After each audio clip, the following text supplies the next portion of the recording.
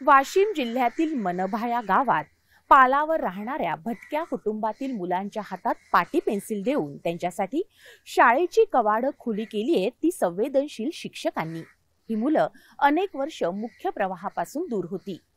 आता ती शाळेत जाऊ लागल्यामुळे गरम लोखंडावर हातोड्याचे घाव घालून आकार देणाऱ्या त्यांच्या पालकांच्या आशाही दुणावल्या आहेत।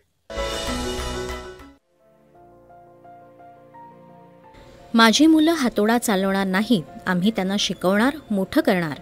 हे बोल आहेत गजानन पवार या लोहार काम करणाऱ्या एका अडाणी बापाचे। वाशिम जिल्ह्यात मनभा गावात वास्तव्याला असलेली 2 चिमुकली भावंड घरोघरी भिक्षा मागायची, पण नंदकिशोर भोयर या शिक्षकानं त्यांना शाळेत दाखल करून घेतल्यानं आता त्या चिमुकल्यांचा शालेय श्री गणेशा झाला आहे। आमच्या सर्व शिक्षकांच्या सहकार्याने आणि गजानन चौधरी सर मुख्याध्यापक यांच्या प्रयत्नाने आम्ही एक परिवार इथे जे भटकंती अवस्थेत होता त्यांना शिक्षणाचं महत्त्व सांगितलं।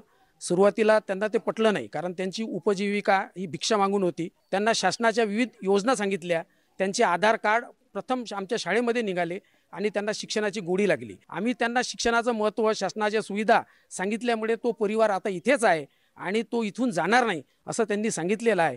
शाळाबाह्य मुलं नवीन प्रवेश यासाठी गावात सर्वेक्षण केले।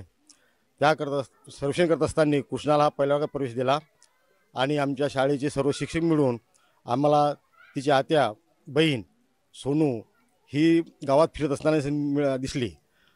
तिला आम्ही शाळेमध्ये बोलावून तिच्या पालकांना समजावून डॉक्टरशी सर्व आमच्या शिक्षकांनी डॉक्टरशी संपर्क साधून तिचा जन्म दाखला घेतला आणि शाळेमध्ये आमचे गट शिक्षणाधिकारी मानेसाहेब यांच्या मार्गदर्शनामध्ये तिला शाळेमध्ये प्रवेश दिला।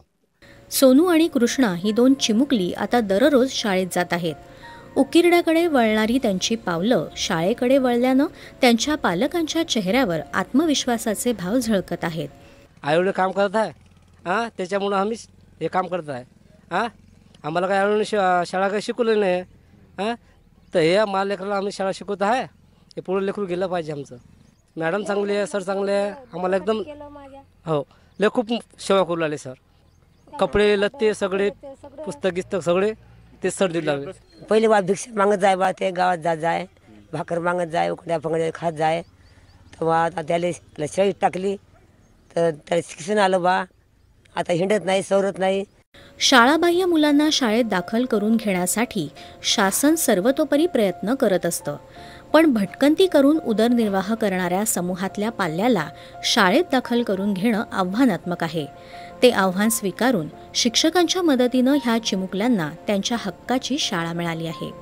तसंच सरपंच उषाताई देशमुख यांच्या पुढाकारानं शासकीय योजनेतून त्यांच्या कुटुंबाला घरकुल सुद्धा मिळालं आहे। सुरुवातीला त्याला शाळेत बसायला भीती वाटायची, बाकीच्या मुलांसोबत बसला की तो आपलं लक्ष नसलं की निघून जायचा किंवा रडायचा, आक्रोश करायचा। नंतर हळूहळू आम्ही त्याला शैक्षणिक साहित्य उपलब्ध करून दिलं। लहान मुलांना त्यांच्या हक्काचं शिक्षण मिळवून देत या शिक्षकांनी समाजासमोर आदर्श ठेवला आहे।